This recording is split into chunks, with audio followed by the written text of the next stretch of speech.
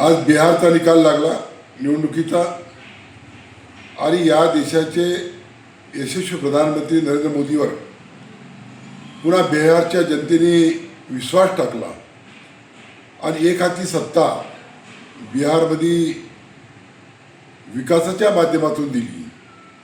नितीश कुमार आणि आमचं गठबंधन होतं, चिराग पासवान यांच्यासोबत सुद्धा गठबंधन होतं आणि एक हाती सत्ता भारतीय जनता पक्ष नितीश कुमार आणि चिराग पासवान यांना मिळाली.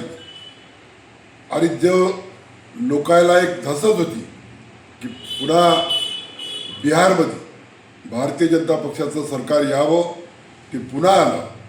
कारण लोक लालू प्रसाद यादवला आणि काँग्रेसला कंटाळून गेले होते आणि म्हणून लोकांनी एक हाती सत्ता पुन्हा भारतीय जनता पक्ष नितीश कुमार आणि चिराग पासवानची दिली.